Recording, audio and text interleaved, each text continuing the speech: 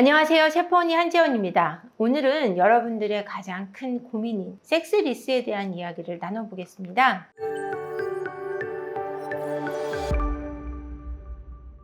섹스리스라고 하는 것은 한 달에 한 번 이하의 성관계를 섹스리스라고 합니다. 섹스리스 문제가 왜 벌어질까라는 고민을 많이 하실 것 같아요. 섹스리스 문제가 벌어지는 데는 세 가지 요인이 있습니다. 첫 번째, 서로 정서적인 유대감이 멀어질 때. 두 번째, 속궁합이 맞지 않을 때. 세 번째, 트라우마로 인한 섹스리스가 있는데요. 첫 번째, 정서적인 유대감의 멀어짐으로 인해서 육체적인 멀어짐이 발생합니다. 정서적인 유대감은 소통이 적은 데서 오기도 하고 그 안에서 이해받지 못함에 오기도 하고 서로 많이 다툰 후에 육체적인 관계를 갖자 그러기가 어려워서 또는 거절을 당해서 문제가 되기도 합니다. 두 번째 속궁합은 남자가 길게 한다고 해서 좋거나 짧게 하면 좋지 않거나 하는 것이 아니고요. 서로 그것을 시간적인 부분 또는 크기적인 부분 또는 속도의 부분, 디테일한 스킨십의 부분이 서로에게 만족을 줄 때 그것이 속궁합을 맞는다고 하는 겁니다. 근데 최장 한 18년 섹스리스였던 남편분이 제게 한 말이 있는데요.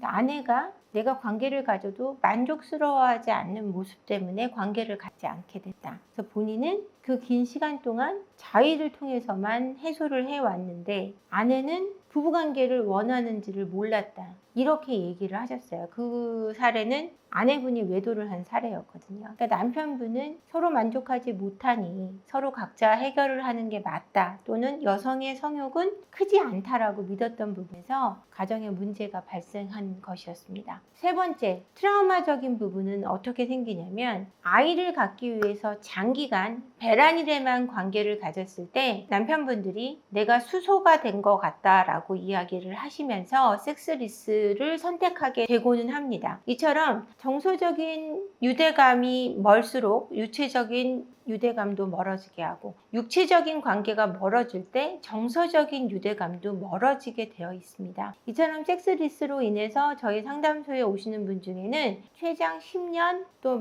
길게는 18년간 결혼하고 나서는 관계를 거의 갖지 않은 부부들이 꽤 많이 있습니다. 근데 이 섹스리스는 또 어떤 문제를 일으키냐면 배우자의 외도를 불러일으킵니다. 섹스리스 부부는 외도로 이어질 수밖에 없는 것은 성적인 욕구가 줄어든 것은 아니기 때문입니다. 그냥 저 사람하고 관계를 갖는 것이 어색해졌다라고들 섹스리스 부부들이 말씀을 하세요. 뭔가 관계를 너무 안 갖다 보니 관계를 갖는 게 어색하게 여겨진다라는 거죠. 이런 부분들도 장기적으로 섹스리스가 이어질 때는 더 길게 섹스리스로 갈 수밖에 없는 원인이 되고는 합니다. 근데 저희 상담소에 오시는 분들이 외도 불륜으로 인한 상담을 저희 상담소 비율이 한 70-80% 이상을 차지하고 있는데요. 이분들이 오셔서 상담을 할 때 제가 80-90%가 섹스리스인 것을 발견해냈습니다. 이처럼 섹스리스는 배우자의 외도로 이어질 가능성이 매우 높다라는 거죠.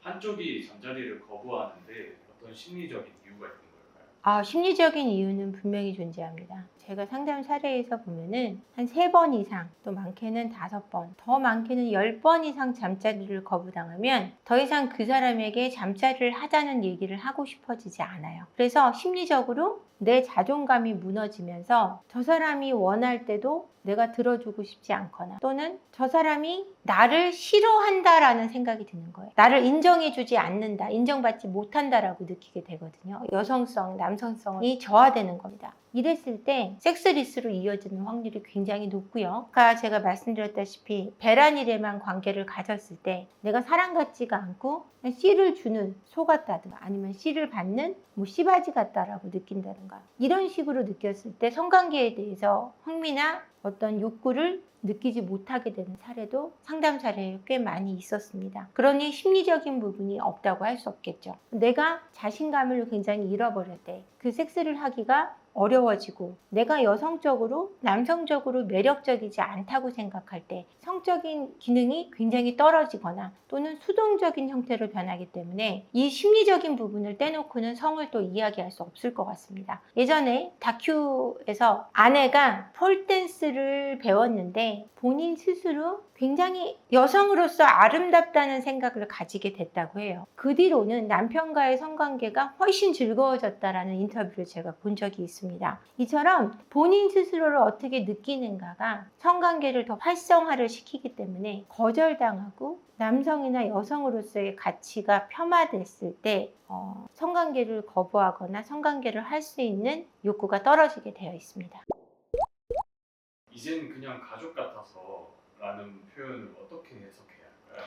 이젠 정말 가족 같아서, 그냥 가족 같아서 라는 말은 그 여성에게, 그 남성에게 여성성이나 남성성을 느끼지 못한다는 표현과 같습니다. 가족끼리 그러는 거 아니야 이 말 많이 해서 그게 굉장히 우스갯소리로 돌았던 이야기인데 그 농담은 지금도 계속해서 부부 사이에 회자되고 있는 이야기입니다. 여보 오늘 어때? 이러면 야 가족끼리 그러면 안 돼. 뭐 이런 농담으로 거절하기도 하고 그냥 농담을 하기도 하는데 이것은 여성으로서 느끼지 못한다는 뜻, 남성으로서 느끼지 못하고 동등한 성으로 느낀다라는 의미가 있습니다. 우리는 형제로 살잖아 이런 농담을 하는 부부도 제가 봤는데요. 이처럼 나에 대한 매력을 점검해 봐야 되는 때일 겁니다. 그때는 못생기고 예쁘고 이런 평가로 말씀드리는 것이 아닙니다. 내가 매력적일 수 있다라는 것을 포기하지는 말아야 된다라는 얘기입니다. 내가 내 스스로 매력적이고자 노력할 때 상대방도 그걸 느끼기 때문이죠. 부부가 속궁합이 안 맞는 것 같다라는 생각이 들 때 점검해봐야 할 것들이 있다면 대화가 잘 통하는지를 봐야 될 것 같아요. 내가 하고 싶은 말을 상대한테 정말 있는 그대로 막 전달하는 게 아니라 아이 메시지로서 내가 원하는 것과 내가 바라는 부분 또는 여러 가지 부분에 대해서 솔직하게 대화하고 있는가, 내가 말할 수 있는가, 그 정도로 우리가 가까운 거에 대한 점검이 필요하고요. 그 점검을 통해서 원활한 소통이 섹스의 영역에서도 부부관계의 영역에서도 꺼낼 수 있는가, 이것이 점검이 돼야 될 것 같아요. 그래야 내가 원하는 판타지라든지 내가 원하는 성관계를 자세히 얘기할 수 있고 원하는 바를 얘기할 수 있고 이랬을 때 속궁합은 전체적으로 맞아갈 수 있는 부분이라고 생각합니다. 부부가 함께 노력하면 속궁합도 해결이 가능합니다. 근데 이것을 속궁합적인 부분에서 공부를 해야 되는 분도 있지만 상대가 나에게 편하게 말할 수 있는 판을 깔아주셔야 돼요. 내가 정말 저 사람이 말하는 것을 다 수용해 주겠다는 태도 또는 저 사람이 말했을 때 면박 주지 않고 인정해 주고 그것을 행동으로 옮겨줄 수 있는 용기 그리고 인정 이런 것 안에 있다면 속궁합도 원활하게 해결될 수 있다고 생각합니다. 섹스 리스는 가장 중요한 포인트는 내가 정서적으로 저 사람에 대해서 친밀함을 느끼는가입니다. 저 사람하고 정서적으로 친밀함을 느끼지 않았을 때 저 사람과 관계 맺고 싶지 않거든요. 그러니까 평상시에 서로 다정하게 인정해주고 존중해주고 사랑의 표현을 폭넓게 할 수 있을 때 섹스 리스 문제도 차단할 수 있는 문제라고 생각합니다. 여러분 섹스 리스 문제가 잘 해결돼서 여러분들의 가정이 더 행복하고 더 건강한 가족이 되었으면 좋겠습니다. 오늘도 영상 끝까지 봐주셔서 감사하고요. 구독, 좋아요, 그리고 알림 설정, 댓글, 많은 댓글까지 부탁드리겠습니다. 고맙습니다.